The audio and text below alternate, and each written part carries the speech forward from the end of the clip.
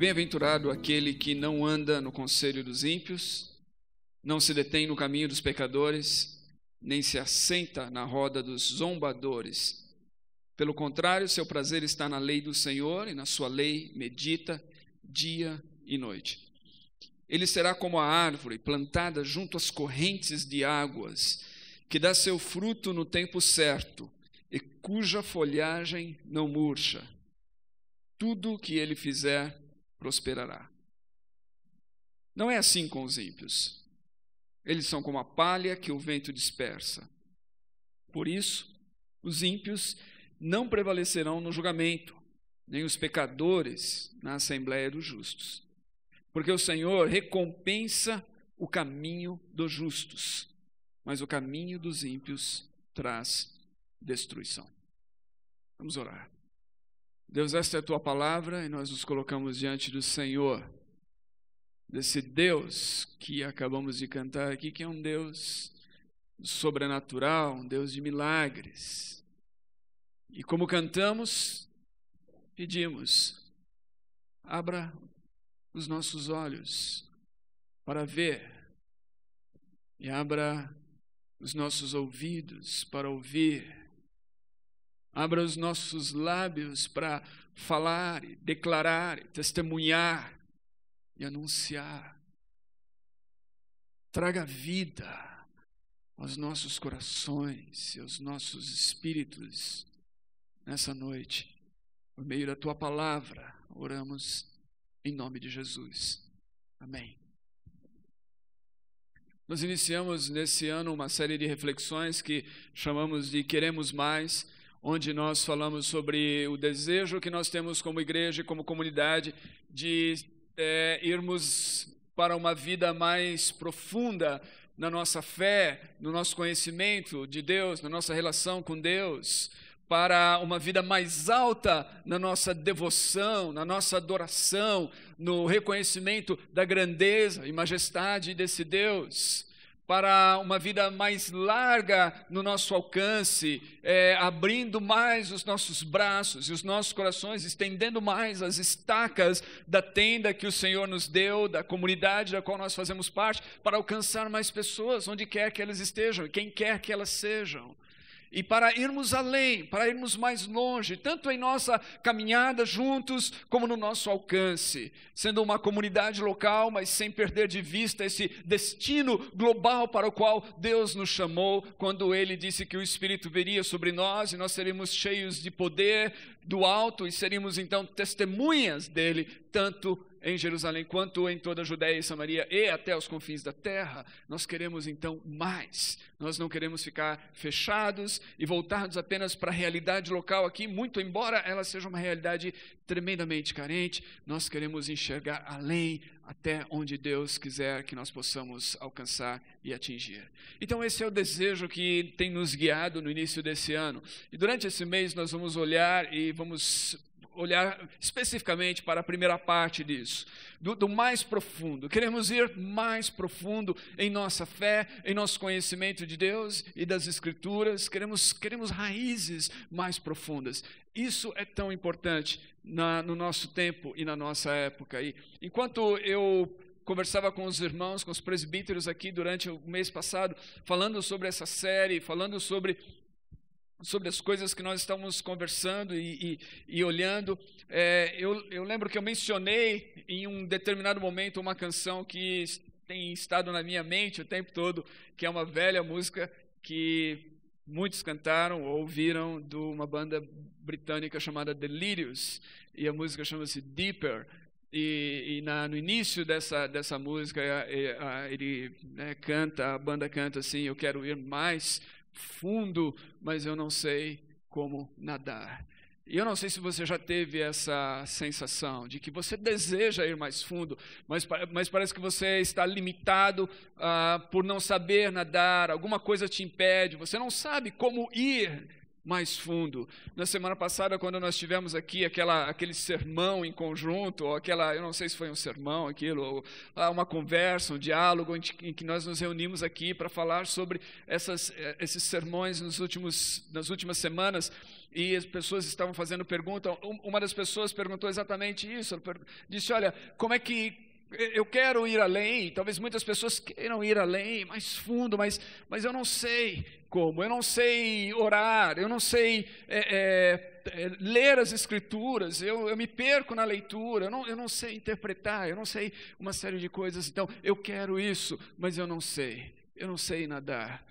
E então durante esse mês as reflexões vão ser guiadas nesse sentido, de como ir mais fundo, o que é necessário para a gente realmente desenvolver raízes cristãs e na fé mais profundas, a fim de que nós possamos produzir frutos para a glória de Deus, a fim de que nós possamos ser como árvores, como diz o Salmo aqui, plantadas junto a correntes de águas, com raízes profundas, árvores sempre verdejantes, árvores frutíferas. Então, nós vamos falar sobre isso nas próximas semanas, e hoje eu quero começar usando esse salmo, porque esse é o início do saltério, é o início desse texto das Escrituras que eu tanto amo e que tem servido durante séculos como inário do povo de Deus, como livro de oração do povo de Deus, e que é tão precioso para a Igreja de Cristo e para a nossa espiritualidade.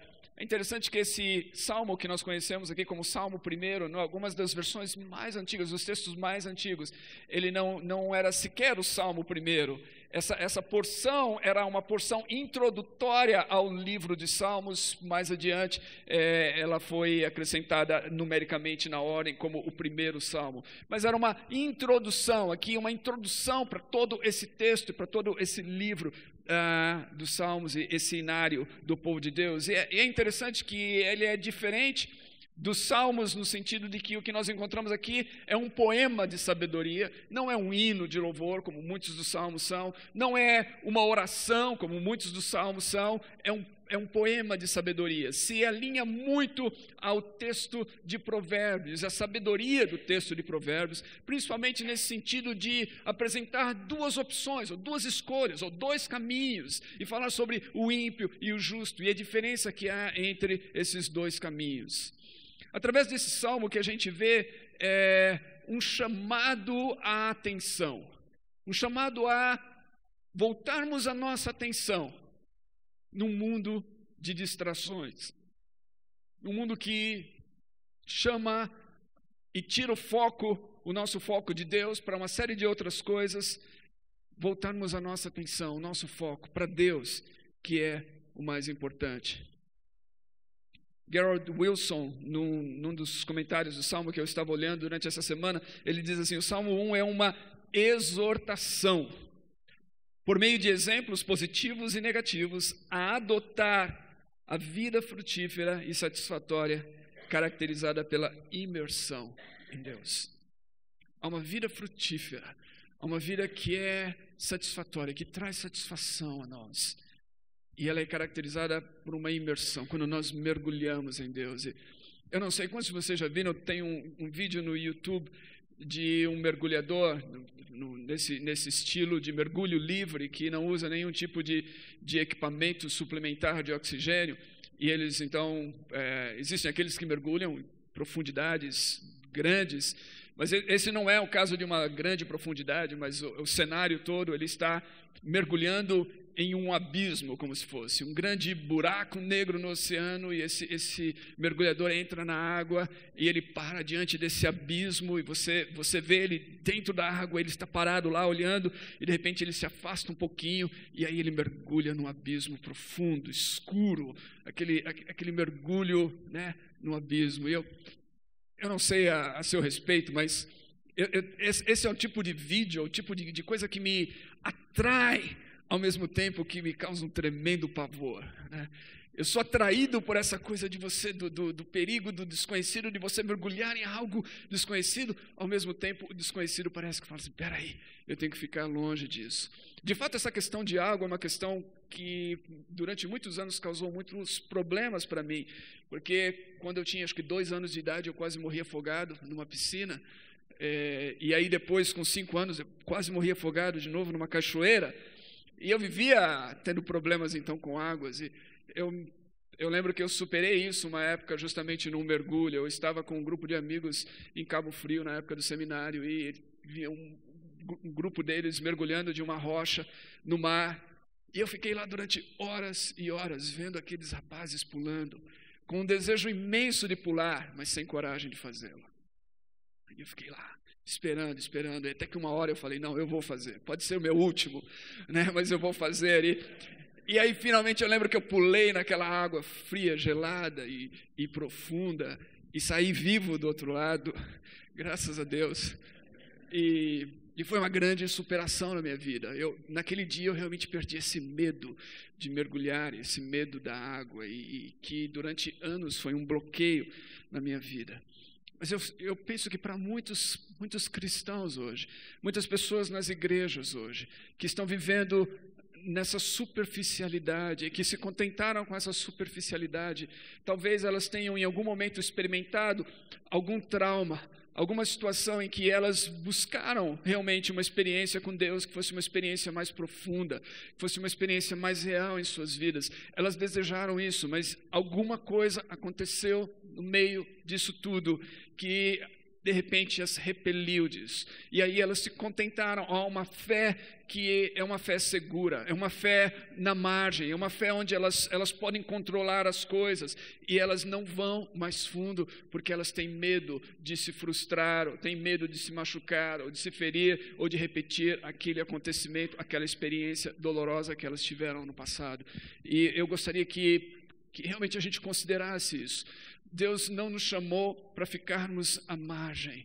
Deus nos chamou para mergulharmos no mais profundo que Ele tem para nós, no conhecimento dEle. E nós não vamos experimentar a vida frutífera que Ele tem para nós, essa vida abundante, se nós não superarmos esse medo, se nós não nos entregarmos de coração. Nessa noite nós cantamos esse hino antigo que fala que tudo eu entregarei. E para ir mais profundo, para mergulhar mais profundo, para conhecer mais Deus e crescer raízes profundas na fé, a gente tem que estar disposto a abrir mão de tudo, a entregar de fato tudo a Ele, até mesmo os nossos temores daquilo que pode acontecer se nós mergulharmos nesse desconhecido, que é conhecer um Deus desconhecido. Então o Salmo, ele nos exorta a isso, ele nos fala dessas 2 escolhas, ele propõe 2 caminhos, ele fala de 2 destinos. É importante isso, porque esse de fato parece ser o tema de quase toda a Escritura, né?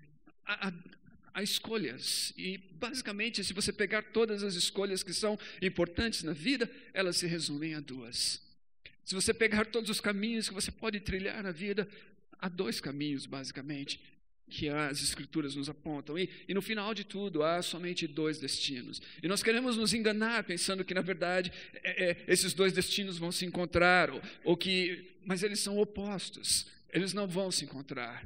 Há 2 direções, há 2 escolhas, há 2 destinos, e eles vão nos levar ou para perto de Deus, ou para próximo de Deus, ou para uma vida com Deus, como o Salmo propõe aqui, ou para uma vida de destruição. O Salmo é muito sério, ele não nos deixa aqui elaborando e pensando, quem sabe no final vai dar tudo certo. De fato, o Salmo termina aqui com uma nota muito séria sobre o destino daqueles que fazem a escolha errada. Diz aqui que o caminho do ímpio traz destruição.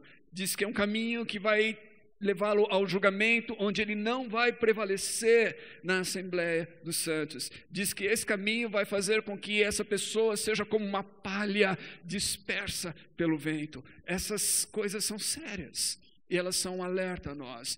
Temos que fazer uma escolha. Queremos Deus? Queremos o que Deus tem para nós? Queremos seguir o caminho de Deus ou não queremos? O Salmo começa diretamente falando que aqueles que vão orar e aqueles que vão adorar a Deus, precisam estar cientes de que a vida é feita de escolhas.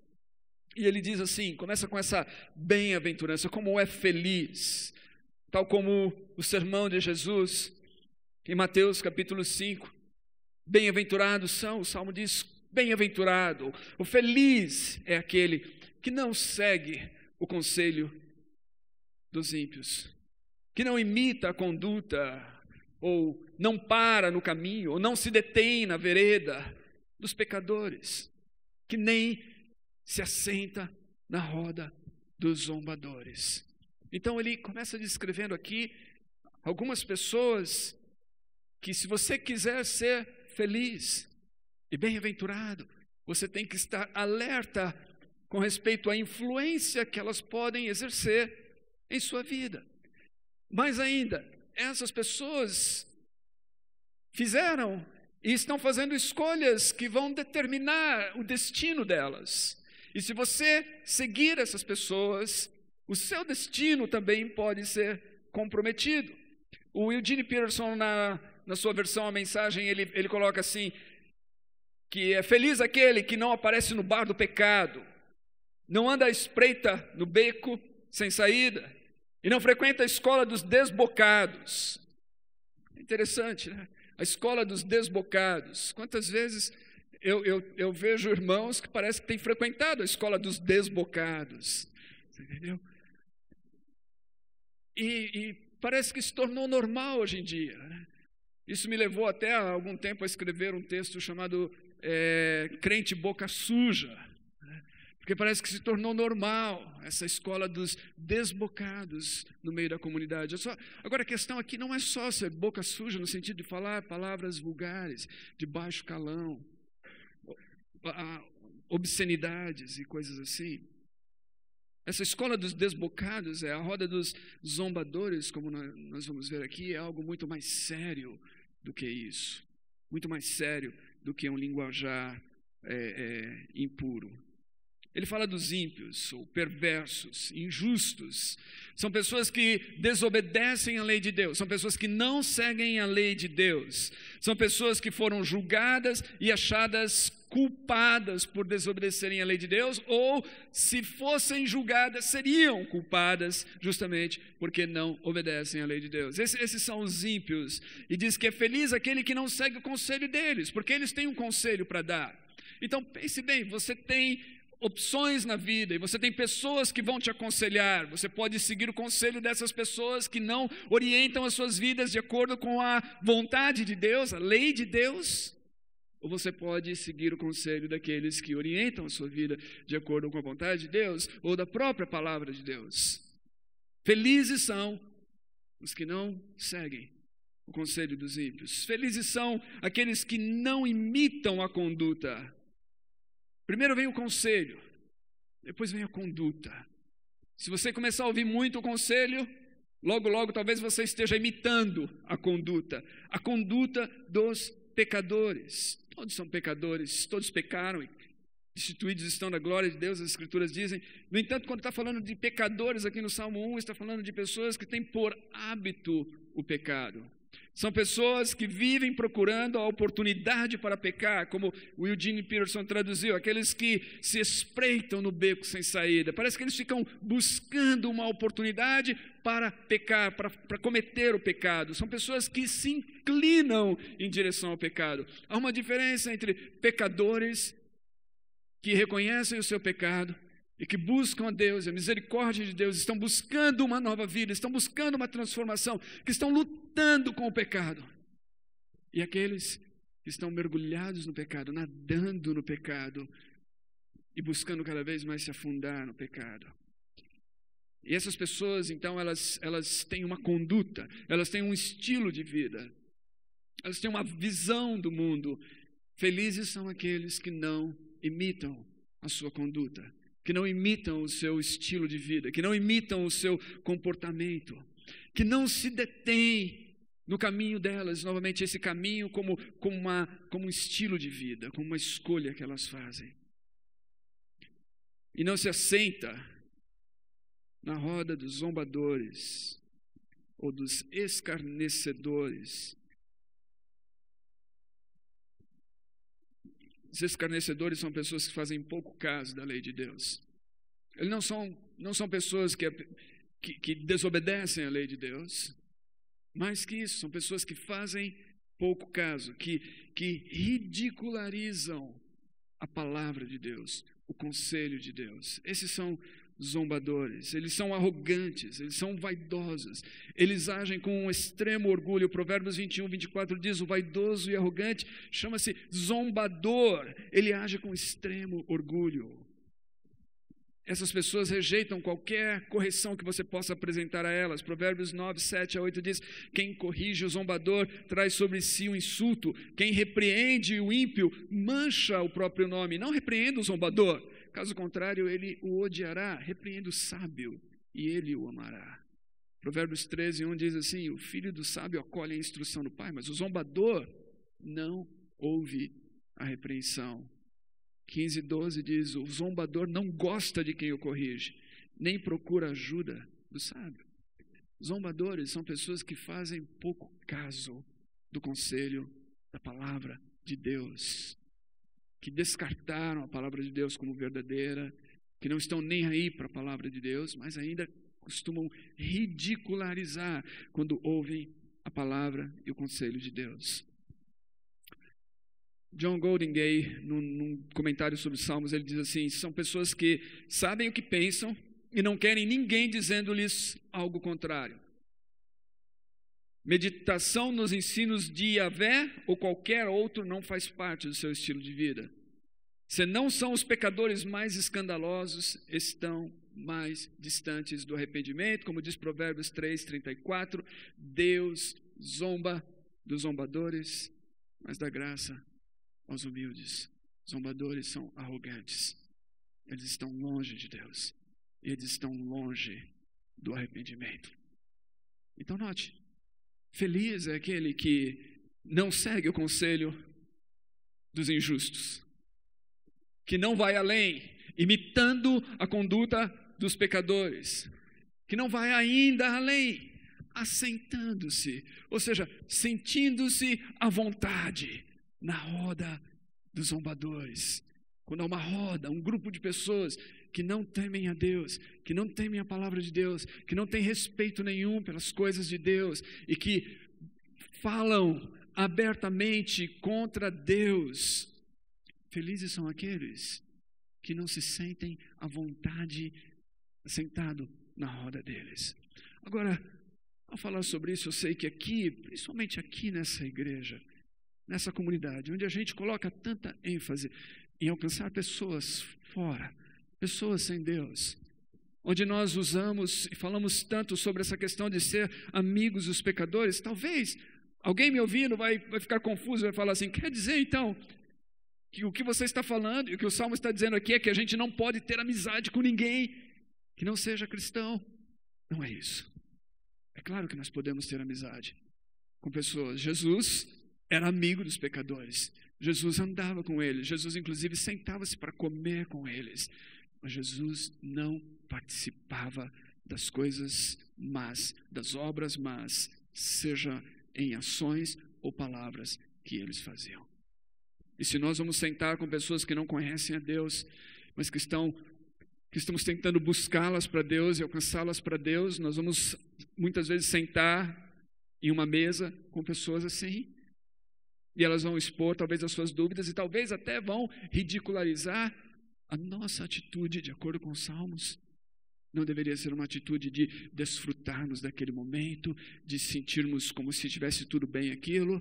A nossa atitude deveria ser a atitude do Salmo 119, que é um outro salmo, muito, muito semelhante ao Salmo 1, muito mais extenso, que fala sobre a palavra de Deus. No Salmo 119, verso 136, o salmista diz assim: rios de águas correm dos meus olhos, porque eles não guardam a tua lei. O que deveria produzir em nós, quando nós estamos alcançando pessoas que não conhecem a Deus e que se encontram nessa condição de vida que o Salmo apresenta aqui, é muita tristeza, é profunda tristeza em nosso coração. É uma dor em nosso coração de ver a condição e a situação em que essas pessoas estão e saber que se elas continuarem nessa condição e nessa situação, o destino terrível que aguarda suas vidas é a destruição que o Salmo fala aqui. Então, meus queridos, o que o Salmo está nos apresentando aqui é um estilo de vida bem-aventurado e que nós temos que estar atentos, porque o mundo pode nos sugar. O mundo é sutil, o pecado é sutil, a sedução é real.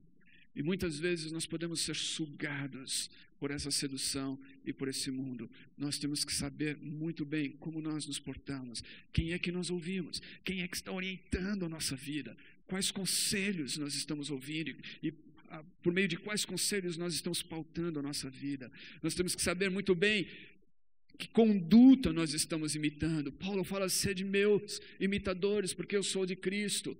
O texto aos Hebreus fala sobre imitar a fé daqueles que são os guias, ou líderes espirituais da comunidade e que estão transmitindo a palavra de Deus. Imitem-lhes a fé. Nós temos que saber muito bem quem são as pessoas que servem para nós como referenciais em nossa vida, em nossa conduta, no tipo de vida que nós vamos viver. Nós temos que saber muito bem quando nós nos assentamos e com quem e que tipo de resposta o nosso coração dá para situações que muitas vezes as pessoas estão apresentando, que ridicularizam e zombam da palavra de Deus. Inclusive, eu quero dizer, você não precisa nem se assentar. A gente estava numa conversa recentemente sobre músicas e coisas assim, algo muito comum aqui em nossa comunidade, regada por música, muitas pessoas que gostam de música, eu mesmo sou uma pessoa que gosta muito de música, é que tem músicas que eu não escuto. Tem músicas que eu ouço uma vez, eu digo, eu não vou ouvir mais, porque a mensagem me ofende meu Deus, e ofende coisas que são preciosas para mim. Eu já ouvi uma vez, basta. Eu não quero ficar me alimentando com aquilo, eu ouvindo, mas é a música, eu gosto da música, mas eu não tenho como separar a música da letra. Então a música pode ser até uma melodia bacana, mas aquilo que ela está transmitindo me ofende. Ofende aquilo que é precioso para mim. E eu não tenho como escutar aquilo. Escolhas. Nós temos que fazer escolhas. Se nós vamos mais fundo, nós teremos que fazer certas escolhas. É interessante que o Salmo diz que feliz é aquele que não, nem.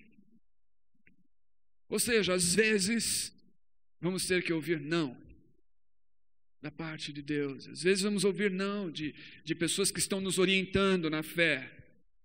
Às vezes teremos que dizer não aos nossos filhos, e às vezes teremos que dizer não a pessoas que nós estamos ajudando nessa caminhada cristã. Vamos ter que dizer não, essa escolha, ou esse caminho, ou essa vereda, não vai conduzir você a uma vida frutífera e abençoada. Não. Às vezes temos que dizer não numa sociedade que parece que só quer ouvir o sim. É preciso dizer não para certas coisas para receber o sim de Deus para muitas outras. Verso 2 diz assim, ao contrário. Ou seja, ao contrário de todo esse comportamento dos ímpios, dos pecadores, dos zombadores, aquele que é abençoado, bem-aventurado, tem uma satisfação, ou como algumas versões colocam, tem um prazer, ou ele vibra com a lei do Senhor, a lei de Yahvé. Ele vibra, ele tem prazer, ele encontra satisfação e por isso ele medita, ou ele rumina, ele murmura, ele pronuncia as palavras da lei em voz baixa, à medida em que ele está caminhando, andando, vivendo o seu dia a dia, dia e noite. Primeira posição é daqueles que não têm respeito nenhum, que não consideram a lei do Senhor, que não conduzem as suas vidas de acordo com ela, que a desprezam ao ponto de ridicularizarem aquilo que ela diz. A segunda condição é daqueles que olham para a lei de Deus e encontram prazer nela, encontram satisfação. É como se fosse algo que trouxesse vida de fato a eles. gozo, alegria, e eles não conseguem deixar de falar. Eles pegam a palavra de Deus, eles pensam nela, eles ruminam novamente, eles ficam com aquela mensagem na sua mente, pensando sobre aquilo, o que significa, e muitas vezes eles se pegam falando ou cantando essa palavra. É interessante que a lei de Deus aqui é a Escritura. Não é só a Torá, os 5 primeiros livros, a lei de Deus é toda a Escritura. No Salmos estava falando de toda a Escritura. No Velho Testamento, de fato, os Salmos começam com aquilo que é conhecido no Velho Testamento, o Salmo 1 começa com aquela porção dos escritos poéticos de sabedoria. É toda a Escritura. Para nós é toda a Bíblia. Velho Testamento e Novo Testamento. 2 Timóteo capítulo 3, verso 16 diz que toda a Escritura é inspirada por Deus, é palavra de Deus, é sopro de Deus, e ela é proveitosa para ensinar, para repreender e corrigir, para instruir em justiça, a fim de que o homem de Deus seja preparado e habilitado para toda a boa obra. Essa é a natureza da Escritura, da Bíblia, da palavra de Deus. E é essa natureza da palavra de Deus que faz com que o justo, com que aquele que é bem-aventurado e abençoado, se alegre ao ouvir a palavra de Deus e ao ler a palavra de Deus. Ele encontra satisfação nessa palavra. Agora, é interessante que as palavras satisfação e lei parecem não combinar, não é verdade? Parece que algo que traz satisfação não pode ser da lei. Se alguma coisa tem a ver com lei, não tem a ver com satisfação. E a razão é porque nós colocamos a nossa vontade antes da vontade de Deus. Por isso nós não encontramos satisfação na vontade de Deus. Mas quando a nossa satisfação está em fazer aquilo que agrada a Deus, em fazer a vontade de Deus, então nós encontramos prazer na palavra de Deus, porque a palavra de Deus nada mais é do que a vontade de Deus para nós. Deus está nos orientando, e Ele nos orienta através de vários textos. Alguns desses textos são textos mais de instruções diretas, como na forma de mandamentos. Alguns desses textos são histórias. Nós aprendemos por meio de histórias, de muitas histórias na Bíblia, de muitas narrativas que estão lá, e nos ensinam então qual o caminho que nós devemos percorrer, qual o caminho que nós devemos evitar. Alguns desses textos são doutrinários e instruções por meio de doutrinas e preceitos que são dados a nós.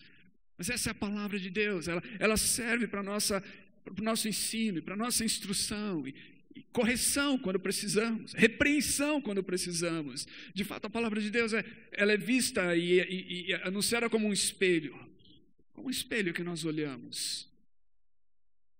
E ao olhar para o espelho, nós nos vemos a nossa imagem refletida nesse espelho. Quando nós lemos a Bíblia, Deus fala conosco, Deus revela-nos não somente quem Ele é, o seu caráter, mas à luz de Deus nós vemos nós mesmos. A nossa imagem é refletida nesse espelho. E às vezes nós olhamos e percebemos que tem alguma coisa errada com o nosso cabelo. Ou comemos uma salada e ficou alguma coisa no meio do dente. Nós percebemos que tem alguma coisa lá que precisa de correção, que precisa mudar. A palavra de Deus revela condições acerca da nossa vida que nós precisamos de confronto e de correção e de instrução e justiça. E quando nós entendemos isso, então essa palavra se torna novamente fonte de vida e alegria e satisfação. Pensa bem, se nós encontrássemos satisfação somente nas coisas que nós lêssemos e que viessem ao encontro daquilo que nós já acreditamos, nós estamos adorando um ídolo, alguma coisa assim. A veracidade da palavra de Deus é justamente no fato de que muitas vezes ela vai falar coisas que nós não gostaríamos de ouvir, mas que precisamos ouvir, que nos contrariam, que mexem conosco, que nos incomodam, que nos levam a uma mudança de vida. Keller diz que ter prazer significa não apenas estar de acordo com o que a palavra de Deus diz, mas amar os seus ensinamentos. Não só concordar, mas amar o que ela diz. E aí o Salmo 119 é fantástico.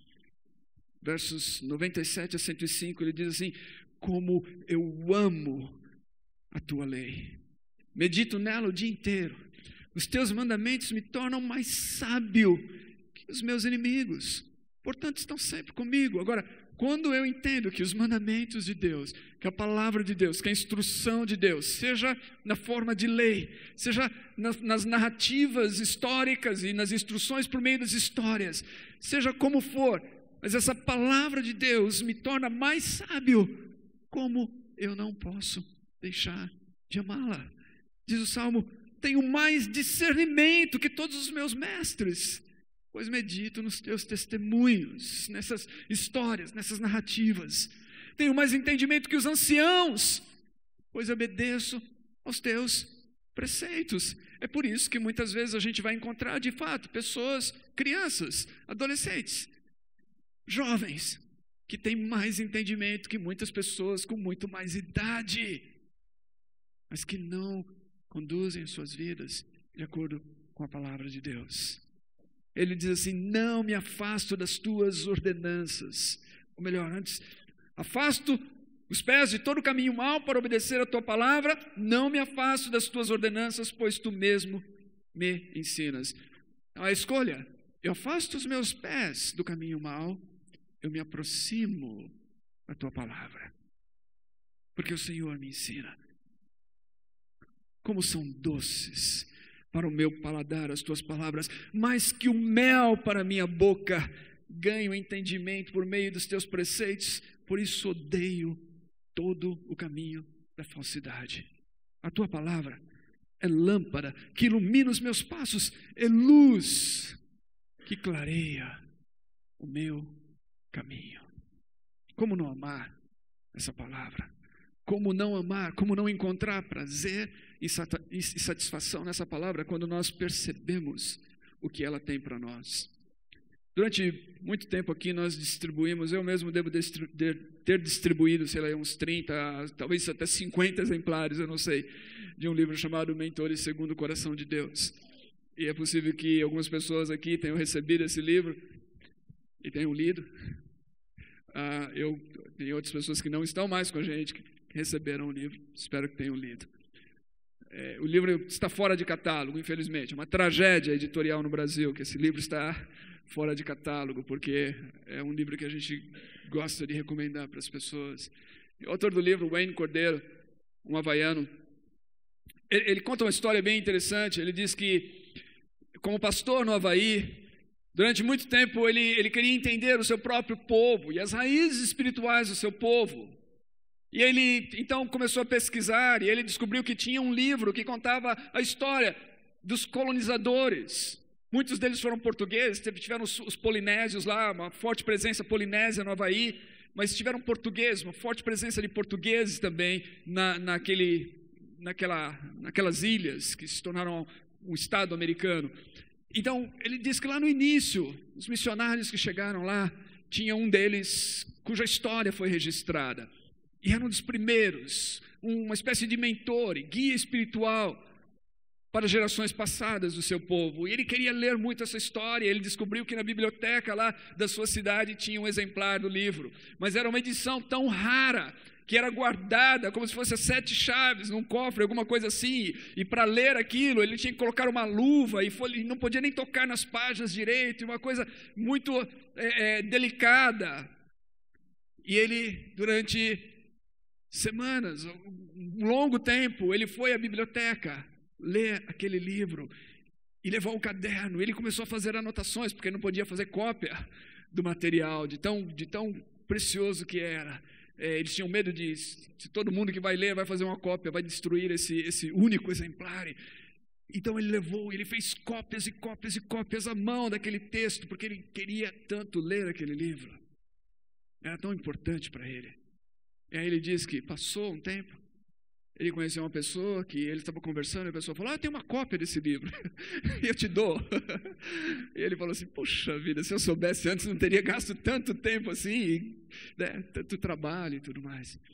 Mas ele diz basicamente que ele compara todo esse esforço que ele fez por ler esse livro e por aprender com as histórias daquele missionário que serviu o seu povo.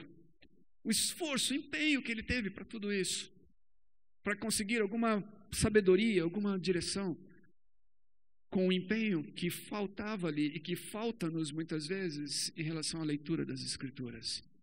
E toda a sua ideia no livro é que os melhores mentores que todos nós precisamos, todos nós, se encontram à nossa disposição. Bem aqui, nas páginas desse livro. Os melhores, os mais profundos, os mais sábios estão aqui. E é isso que o Salmo 119 diz. Que quando nós descobrimos, o que nós ganhamos é um apreço imenso por esse livro. Da lei, dos mandamentos, da história, do nosso Redentor, da revelação do nosso Deus. Eu amo a tua lei. Então, satisfação, o prazer que o Salmo fala aqui, não é apenas concordar, mas é amar. É amar, porque você sabe que aquilo que Deus está transmitindo para você é algo capaz de moldar a sua vida e conduzir a sua vida na vereda da eternidade. Jesus disse: as palavras que eu vos tenho dito são espírito e são vida. Vida. Essa é a palavra de Deus. É isso que nós encontramos aqui. Toda a Escritura, Jesus diz, toda a Escritura diz respeito a mim. Se nós estivermos lendo no Novo Testamento ou no Velho Testamento, em qualquer ponto das Escrituras, elas estão apontando-nos para Jesus. E elas estão falando-nos de algo que diz respeito à vida e à vida eterna, se nós estivermos dispostos a ouvir e a seguir aquilo que elas estão nos dizendo. Então, imersão na palavra de Deus é o que o Salmo está falando aqui. O ímpio, o pecador, o zombador, ele faz uma imersão num estilo de vida contrário à palavra de Deus. Ele despreza a palavra de Deus, ele a rejeita, ele faz pouco caso dessa palavra, ele zomba dela. O justo, o bem-aventurado, mergulha na palavra de Deus.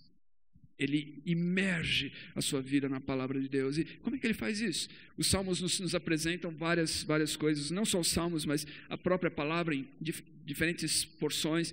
Fala sobre ler a palavra, fala sobre meditar, fala sobre memorizar, até que a palavra se torne para nós essa fonte de vida. Ler, meditar, memorizar.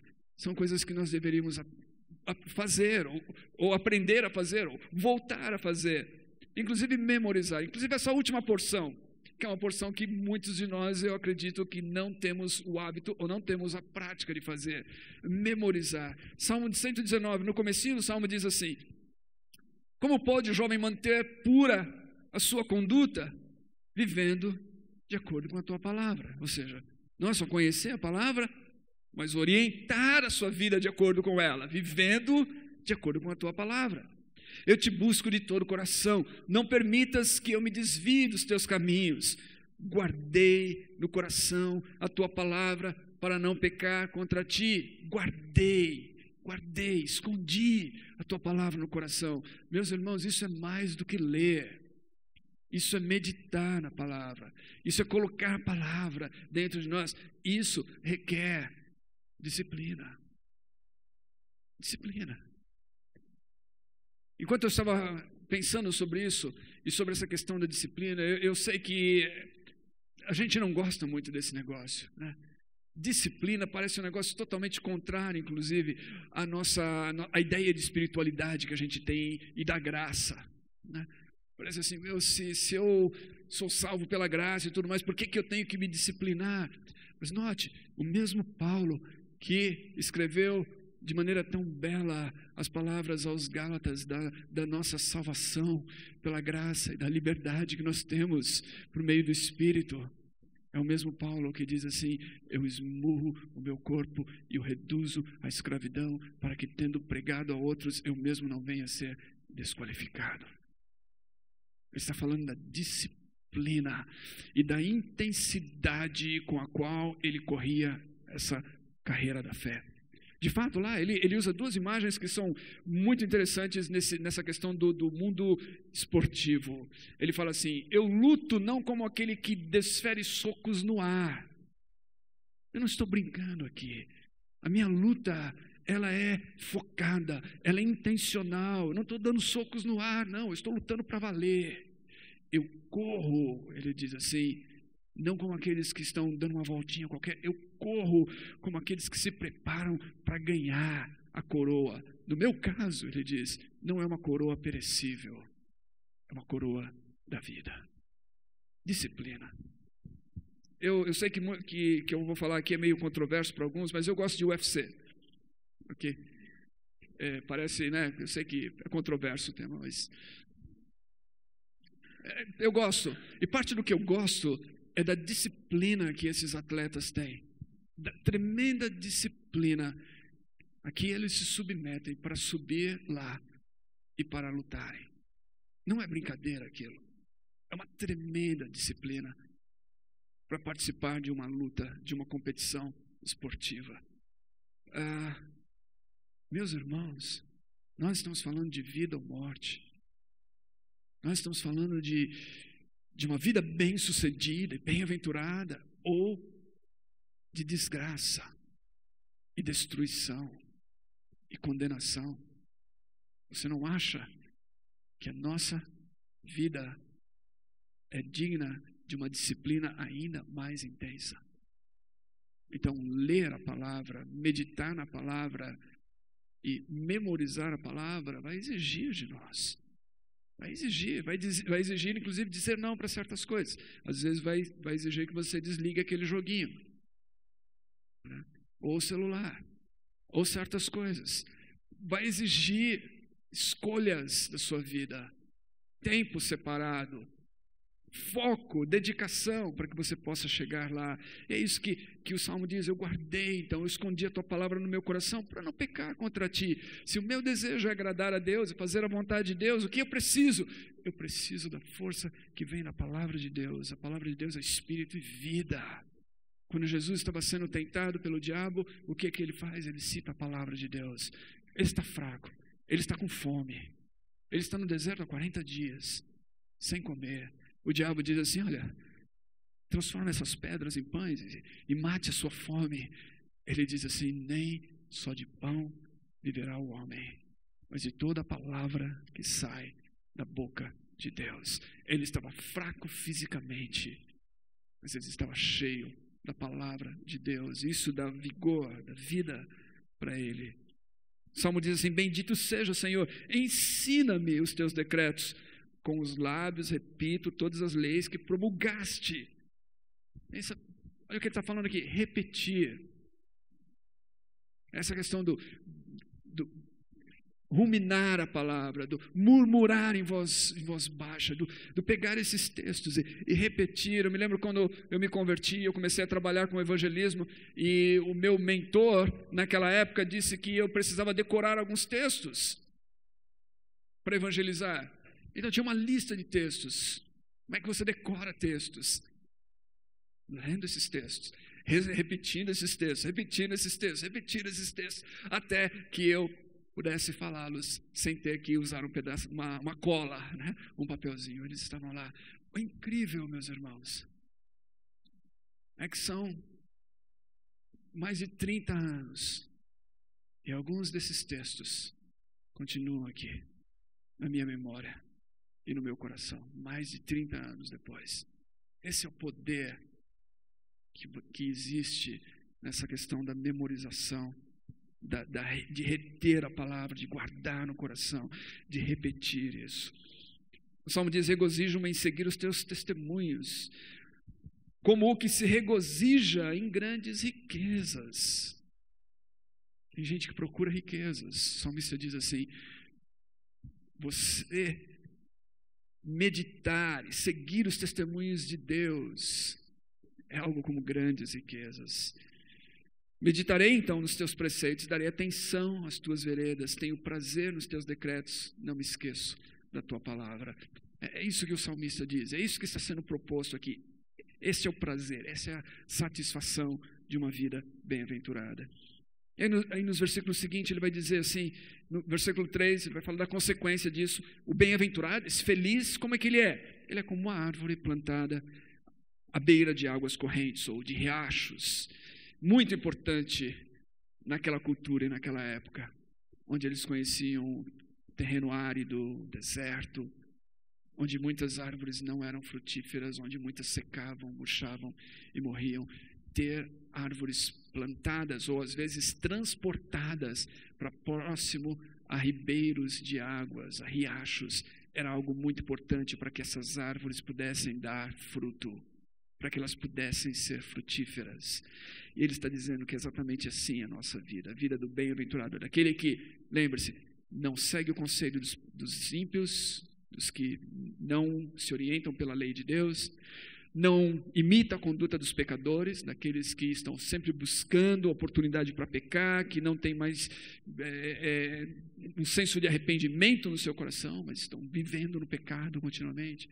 Não se sentem à vontade no meio dos zombadores, daqueles que fazem pouco caso da lei de Deus, mas antes têm prazer, amam, gostam de ouvir e meditar e guardar no seu coração a palavra de Deus, a orientação de Deus, o caminho de Deus, e instruir a sua vida e se pautar por esse caminho de Deus. Eles são como uma árvore, então, uma árvore saudável, próximo às correntes das águas. Diz que essa árvore dá fruto no tempo certo, tempo em que se espera fruto. Você pode chegar lá naquela árvore e você vai encontrar o fruto lá. Isso me faz lembrar de Jesus e os discípulos passando pelo caminho. Eles veem uma figueira, era a época de frutos. Os discípulos em Jesus encontram frutos naquela figueira.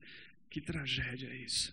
Que tragédia é a vida do cristão, que depois de caminhar tantos anos com Deus, e você espera dele que ele pudesse dar algum fruto espiritual, e você olha e você não encontra nenhum fruto. Por quê? O que está acontecendo? Essa vida superficial não tem raízes, não tem profundidade, não está vivendo à beira dessas correntes de águas.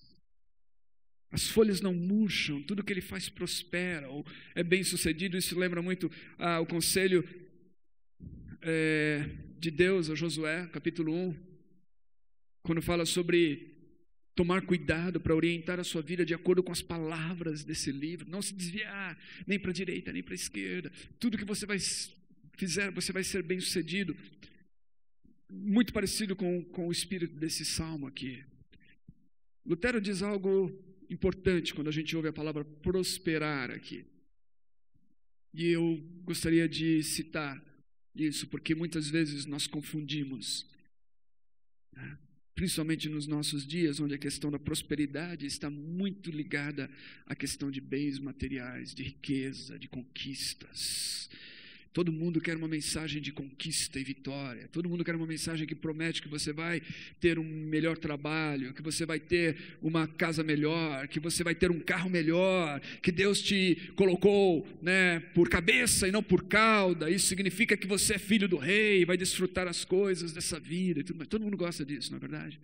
Então, às vezes, quando a gente ouve a palavra prosperidade aqui, a gente pode ser levado a pensar que é isso que está dizendo. Lutero faz uma advertência muito importante no seu comentário dos Salmos. Ele diz assim: tome cuidado para que esta prosperidade não seja entendida como prosperidade da carne.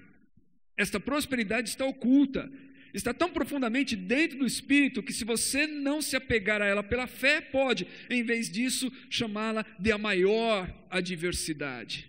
Pois, assim como o diabo violentamente odeia as folhas e a palavra de Deus, assim ele também odeia aqueles que a ensinam e escutam, e os persegue com a ajuda dos poderes do mundo inteiro. Então, ao ouvir que prospera tudo o que o homem bem-aventurado faz, você é testemunha do maior de todos os milagres. Que milagres é esse? Nós cantamos de Deus milagres aqui. Lutero vai falar assim: o maior de todos os milagres, qual que é? Pois o que pode ser mais maravilhoso do que o fato de que os crentes aumentam quando são destruídos, que eles multiplicam quando são diminuídos, que vencem quando são subjugados, que entram quando são expulsos, que são vitoriosos quando são derrotados. Assim, Deus exalta os seus santos, para que o auge da desgraça se torne o auge da prosperidade. Então, meus queridos, essa prosperidade aqui não é prosperidade medida segundo os padrões do mundo, é prosperidade medida segundo os padrões de Deus. É a prosperidade que teve o apóstolo Paulo. Quando fala do seu apostolado, ele diz assim: como pobres, mas enriquecendo a muitos. Como pobres, mas enriquecendo a muitos. Se você estiver atrás de Deus, pensando somente em bênçãos materiais, você perdeu o foco, perdeu o alvo. O seu alvo é muito baixo, muito pequeno. Você precisa mirar mais alto. Você precisa mirar mais alto. Sabe por quê? Porque Deus pode te dar coisas materiais. Deus pode te dar. E às vezes Ele dá. Para algumas pessoas mais, para outras pessoas menos. Ele sabe o que faz. Eu gosto da oração de Agur, no provérbio: Senhor, não me dê muito para que eu não venha esquecer de Ti. Não me dê pouco para que eu não venha te amaldiçoar. Me deu bastante, me deu o suficiente. Eu lembro que um professor no seminário, que era inclinado para a teologia da prosperidade, dizia que Agur fazia essa oração porque no começo, antes de fazer essa oração, ele dizia assim: eu sou tolo e sem juízo. Então é por isso que ele fazia a oração. Então esse professor queria dizer assim: não, se você não é tolo e sem juízo, pode pedir muito para Deus. Mas eu gosto das palavras de Agur nesse sentido. Meus irmãos, Deus pode dar. Ele dá novamente para alguns mais, para outros menos. Quando eu vejo isso, eu falo: glória a Deus. Deus sabe, Deus conhece o coração de cada um. Deus sabe até onde algumas pessoas podem ir. Deus sabe até o quanto algumas pessoas podem ter. Deus sabe o quanto algumas pessoas podem suportar. Deus sabe. Eu acredito nisso piamente. Mas você pode ter tudo nessa vida, e se você perder, no entanto, a riqueza espiritual que o Salmo está falando aqui, que a palavra de Deus propõe, o que adianta? É igual aquele homem que Jesus chamou de louco, que acumulou tanta coisa na vida, e que diz assim, que quando chega a morte, a pergunta é: louco, esta noite a tua alma será requisitada, e o que você acumulou, para quem é que vai ficar? E aí Jesus estava dizendo isso, diz o texto de Lucas, acerca daqueles que colocam a sua confiança nas riquezas e não em Deus. Eles acumulam, eles buscam cada vez mais ter, e não são ricos para com Deus. Então, não pense nessa prosperidade de maneira carnal. Pense nessa prosperidade, no ser bem-sucedido, nessa vida frutífera, muito mais amplo do que bens materiais. Muitas vezes, aos olhos do mundo, nós somos derrotados e pobres e miseráveis. Nós somos os mais ricos de todos os homens. Aos olhos do mundo, o que acontece conosco é uma desgraça, mas as Escrituras dizem assim: homens dos quais o mundo não era digno. Essa é a prosperidade que a gente deve buscar e que a gente deve olhar. Não é o caso dos ímpios. Não é o caso dos ímpios. Tudo o que eles enxergam é essa vida. A visão deles é curta demais. Eles não conseguem ver nada mais. Eles vivem para essa vida. Eles vivem para aqui e agora. Por isso, a vida deles não tem peso. Eles são como a palha no momento aqui do juízo. Quando for lançado para cima, eles serão soprados pelo vento, porque não há peso nas suas vidas. Eles não vão resistir ao julgamento, eles não vão permanecer na comunidade dos justos.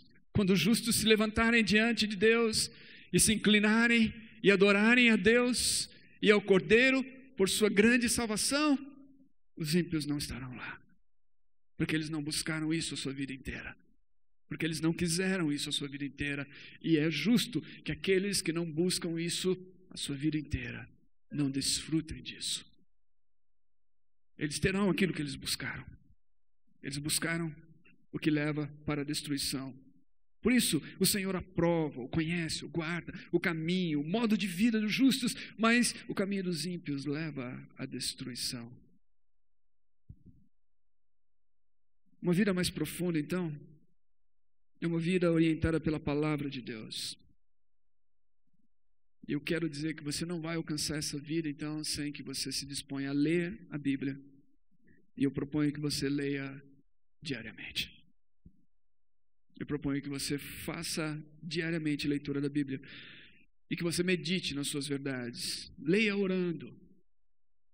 Leia ouvindo o que Deus tem para falar. Não leia somente como você lê um livro. Antes de ler, peça a Deus, fale comigo, essa é a tua palavra. O Senhor disse que esta é a tua palavra inspirada. Fale comigo, me oriente. Abra os olhos para ver o que a Bíblia diz. Essa leitura orante é chamada de Lexio Divina. Significa que você pega uma porção da Bíblia e lê mais de uma vez. Lentamente, atentamente. Talvez você queira usar um plano de leitura. Tem vários. Você tem o celular, você pode usar, tem vários planos à disposição. Eu tenho amigos que leem a Bíblia e eles inclusive me marcaram como pessoas para acompanhar a leitura deles.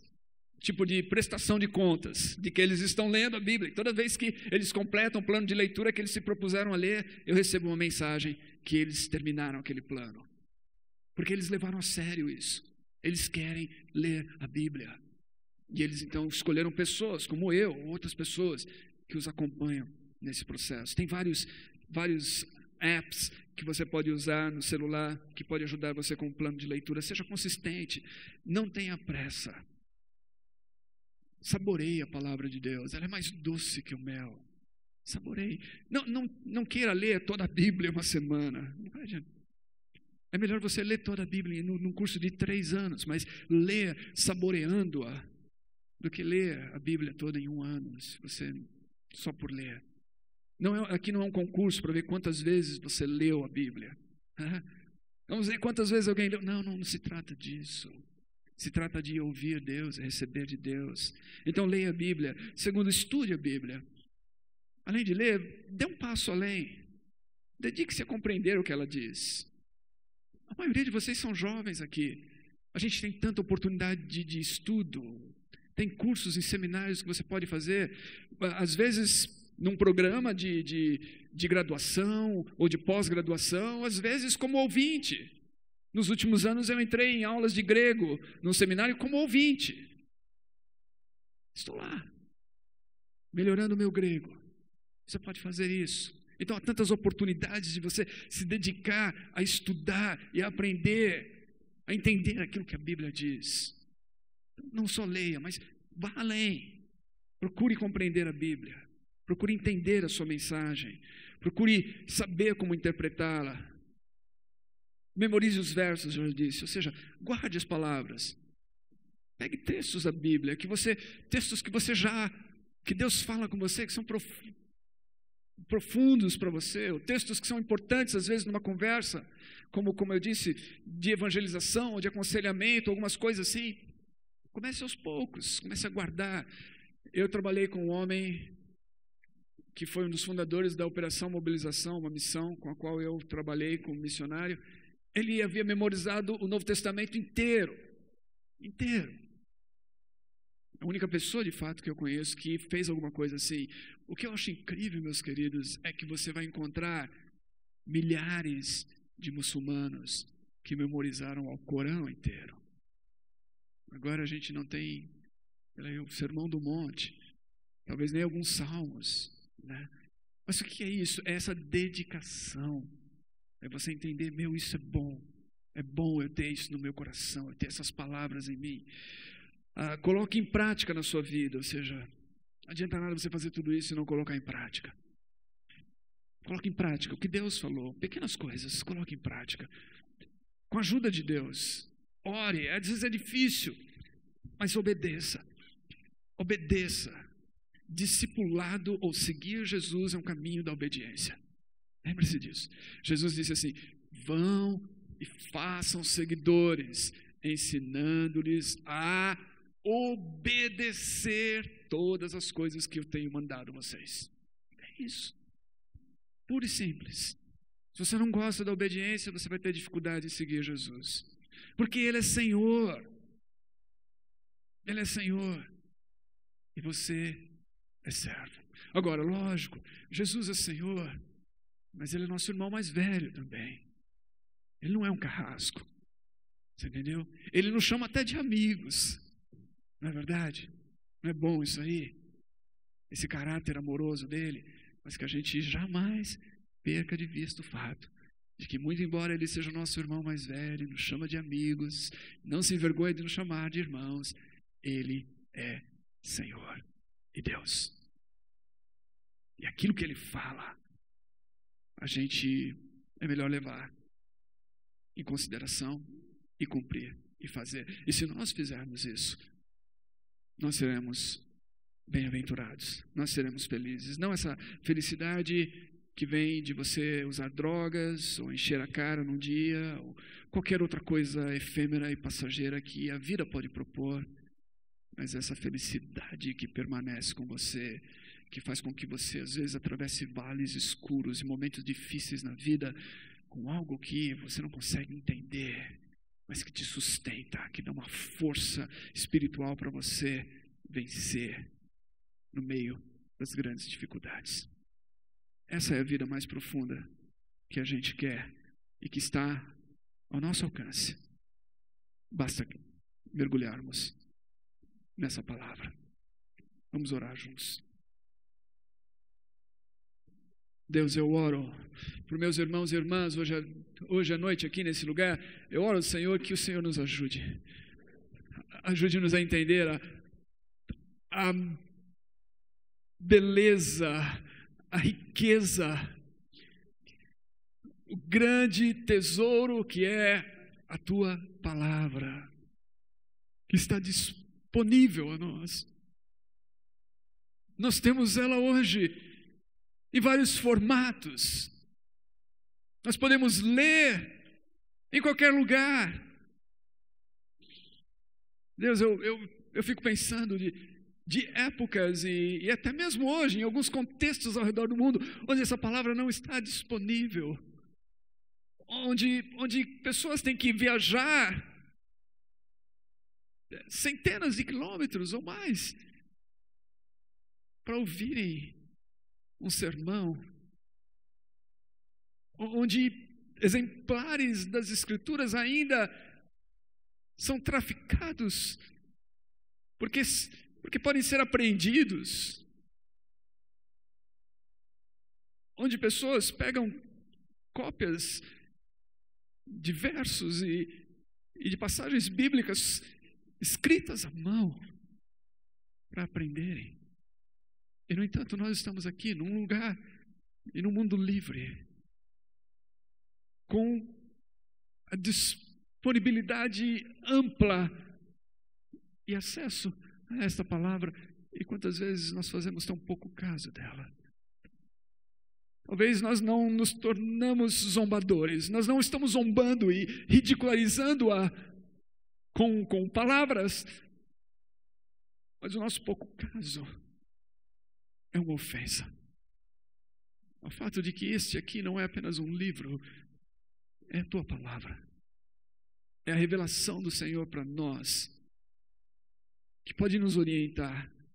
Como disse João no final dos seus evangelhos, Jesus fez muitas coisas, muito mais do que aquilo que foi registrado nas Escrituras. Essas coisas que foram registradas, no entanto, foram registradas com um propósito, para que nós, ao conhecermos, ao lermos, pudéssemos crer nele e, crendo, tivéssemos vida eterna em seu nome. Então, Deus, eu oro para que nós possamos entender isso, que aqui se encontra Cristo, fonte de vida eterna para nós. Que nós possamos, então, nos aproximar desse livro como famintos se aproximam do pão.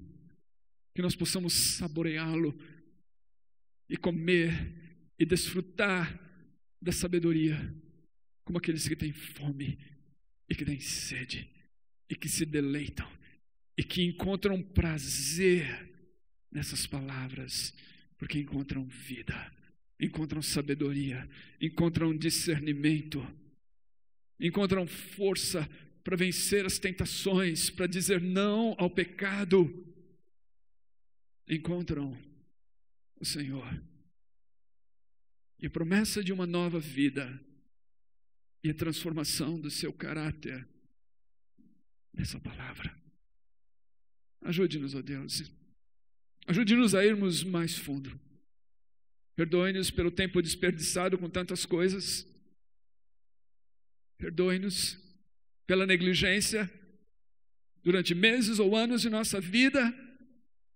Ajude-nos a sermos mais disciplinados, a sermos intencionais, como aqueles que são atletas, lutadores, que nos disciplinemos para ler, meditar, estudar e praticar a Tua palavra. Em nome de Jesus oramos.